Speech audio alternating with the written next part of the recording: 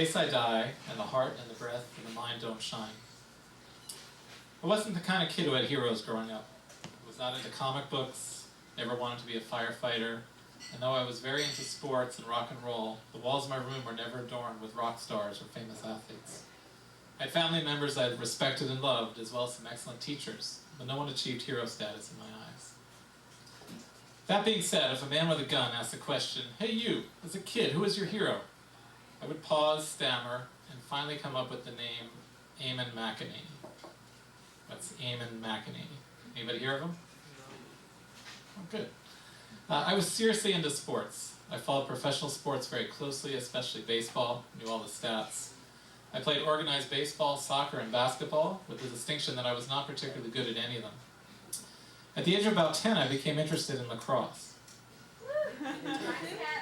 This interest stemmed from two reasons. The first was that it was a sport I hadn't tried.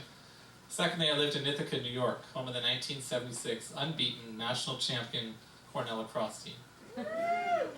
By 11, I was hooked. I got a stick, spent hours throwing the ball against the school wall, and attended all of the 1977 Cornell lacrosse games. Eamon McEnany was the star of that team. Cornell would again win every game in the 1977 national championship. His position was attack. Attackmen are supposed to generate goals. Eamon scored plenty of goals, but he was best at passing. His signature move was to take the ball behind the net, run around a bit, then jump around the front of the net, appearing as if he were going to shoot, then at the last second pass it to an open teammate who would plop it into an empty net.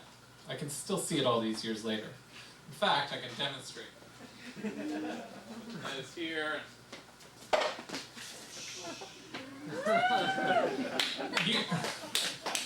He was not my favorite player because of what he did, but rather how he did.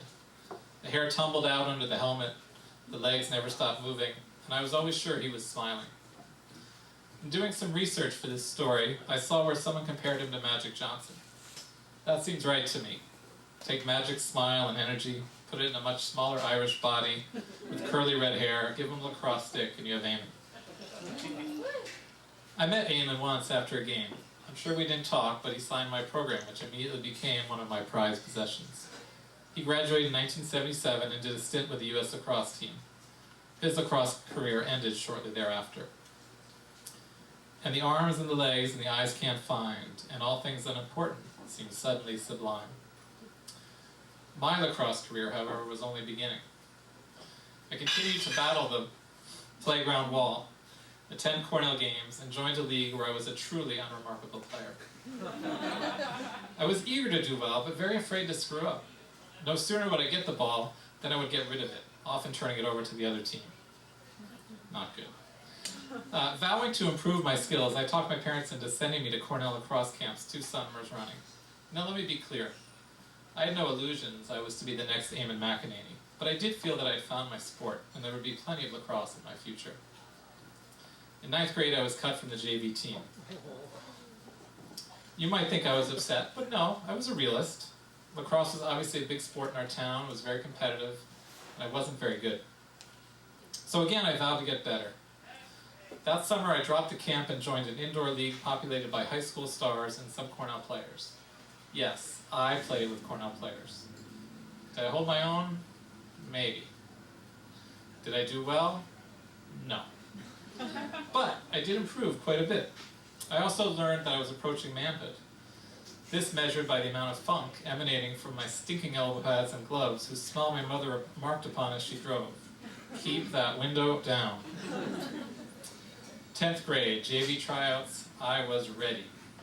As a player, I did not possess a signature move like Eamon, but I had become more aggressive as a defender and was less tentative when I got the ball.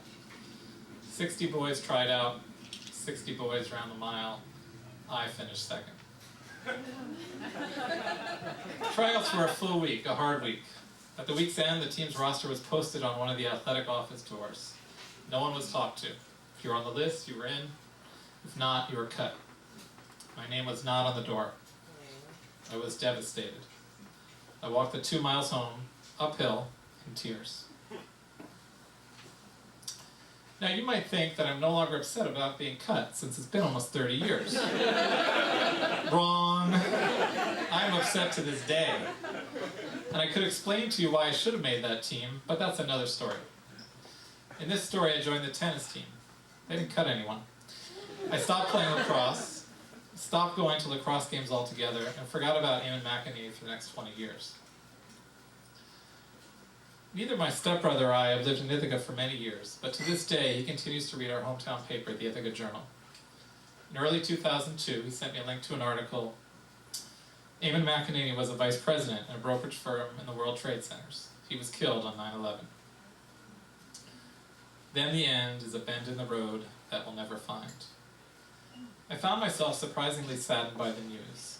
I mean, I didn't really know him, and I hadn't even kept his autograph, but it didn't seem right for him to be dead. On the field, he was so invincible. Dead? The article described his life, including his lacrosse exploits. During the 1993 World Trade Center bombing, he was personally responsible for leading 60 co-workers down 105 flights of smoke-filled stairs, saving their lives. In the 10 years since 9/11, I have periodically thought about Eamon McEnany and have on occasion thrown his name into Google.